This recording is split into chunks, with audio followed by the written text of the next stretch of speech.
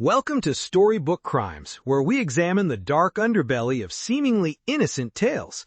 I'm Detective Morgan Reed, former criminal investigator with 20 years in homicide. And I'm Dr. Sarah Winters, forensic psychologist and criminologist. Today's case file is one that shocked an entire rural community, what the press dubbed the Three Little Pigs incident. On the morning of October 12th, authorities responded to a distress call from the third residence in a series of neighboring properties.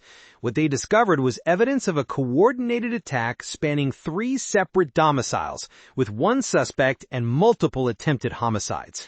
Preliminary reports indicated forced entry attempts at all 3 locations, but with drastically different outcomes. The perpetrator, identified as B. Wolf, had a history of territorial aggression and predatory behavior in the region. The first crime scene presented clear evidence of structural failure. The residence, constructed primarily of straw, had been completely destroyed. CSI recovered trace evidence of forced expiration, essentially a powerful, directed exhalation against the structure. A fascinating aspect of this case is the respiratory force analysis conducted by the forensic team. They determined that the suspect generated wind speeds approaching 70 miles per hour, well beyond normal human capacity. The victim at the first location, whom we'll refer to as Pig 1 for privacy reasons, narrowly escaped. Trace evidence suggests he fled with seconds to spare. Wolf's saliva was recovered from the debris, confirming intent to consume the victim. Moving to the second scene, we see an almost identical MO. Another single-occupant dwelling, this time constructed of wooden sticks. Again, respiratory force was applied until structural integrity failed. Correct. And we have eyewitness testimony that the suspect used the same verbal threat at each location. I'll huff and I'll puff and I'll blow your house down. This repetition indicates premeditation and a ritualistic element to the attacks. The psychological profile here is fascinating.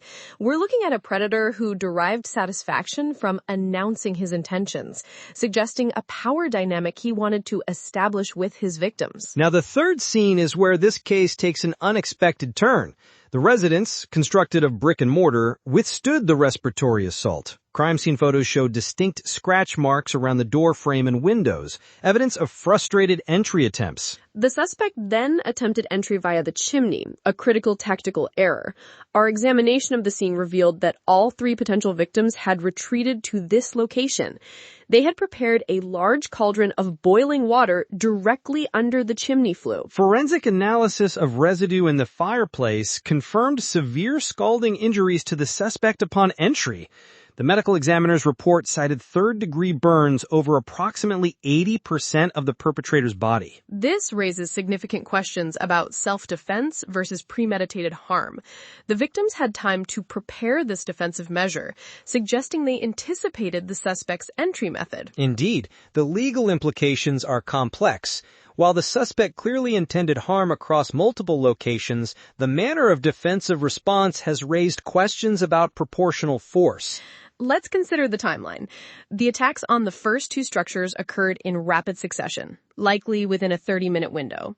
The third attack followed approximately 45 minutes later, giving the victims time to consolidate at the brick house and prepare their defensive strategy. The recovered security footage from a neighboring farm shows the suspect circling the brick structure repeatedly, attempting different entry points before finally attempting the chimney descent.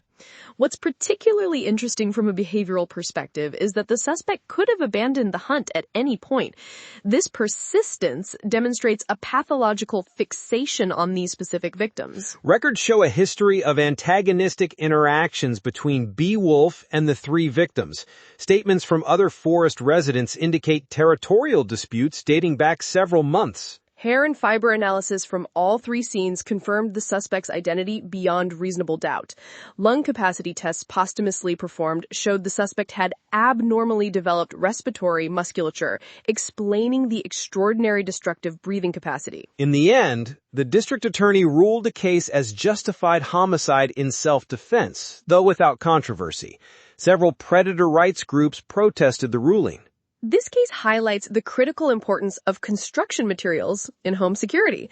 The stark contrast between the straw, stick, and brick structures provides a textbook example of defensive architecture principles. It also demonstrates how preparation and coordination among potential victims can turn the tables on a predator. The 3 survivors have since relocated to an undisclosed gated community with enhanced security measures.